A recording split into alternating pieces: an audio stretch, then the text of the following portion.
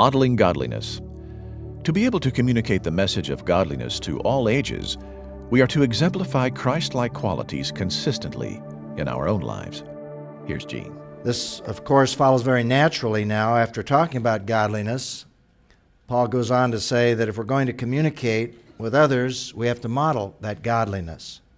So he says, Paul writing to Timothy, command and teach these things. Again, these things that he has just talked about in terms of discipline.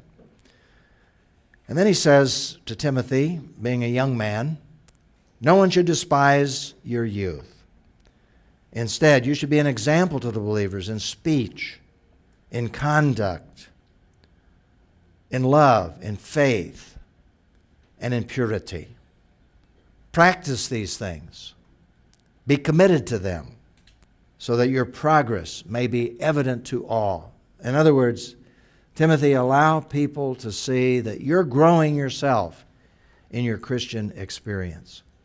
And then in the beginning of chapter 5, he really relates this to all ages when he says, do not rebuke an older man, exhort him as a father. Doesn't say that he shouldn't exhort him, but exhort him as a father. That's respect. Younger men, address them as your peers, as brothers. Older women, respect them as if they're mothers. And then he says with younger women, especially Timothy as a single man, with all propriety, the younger women as sisters, with absolute, obviously, holiness in the relationship with these younger women. Now, the question I raise here is, how do the specific qualities outlined in 1 Timothy 4:12 help us to understand Paul's earlier exhortation to Timothy, that is to train yourself in godliness? Well, basically what we have here, I think, is a profile of godliness. This is another profile, more succinct as it were, but it's a great profile, which reads, no one should despise your youth. You're a young man, don't let anyone look down on you. I remember one of my great challenges as a father with my own son, Kenton, when he was just a young guy, just still in his junior high years, was going on a mission trip. And I began a series of letters to him. This time he was in Sweden. Another time, a couple years later, he was in Switzerland. And I continued the letters, revised them, added to them. Several years later, he was in college, was working at a Christian camp. And then later, he was skiing up in Colorado on a Colorado ski team. So over a process of time, I wrote him a series of 7 letters that I kept revising and building on, and it was based upon these qualities, these exhortation that Paul gave to Timothy. My first letter was, don't let anyone look down on you because you're young. Don't be intimidated. You may be young, but you have something to offer. And I tried to build his self-esteem in that sense.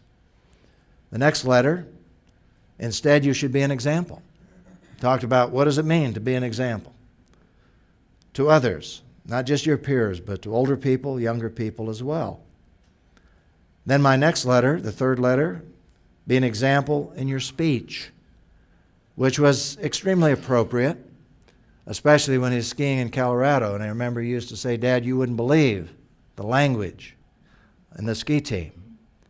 Among the girls, the girls who were skiing as well as the men, the young men. He was older than most of them at that time because he was in college.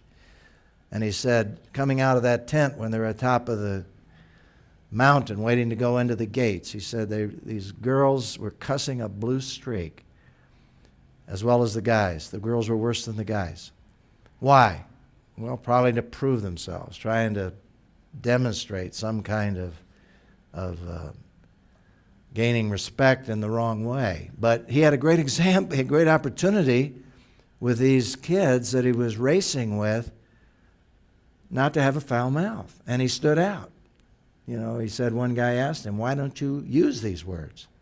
And he had a chance to say why he didn't need to say those words and that he was a Christian as well. So, I wrote him a letter, being an example in speech, be an example in your conduct, everything you do. And then in your love, I had a letter on love and faith and purity, a total of 7 letters. I remember when he was in a ski camp out in Oregon. He was younger at that time. He was training and got on the phone. He said, Dad, you wouldn't believe these married men. He said they're going out every night and shacking up with different women. They're married men. And he had an opportunity as a young man with these guys that were training to demonstrate and model purity and his commitment to purity. And so this is a wonderful profile in training yourself in godliness, and certainly applies to every one of us. Modeling godliness.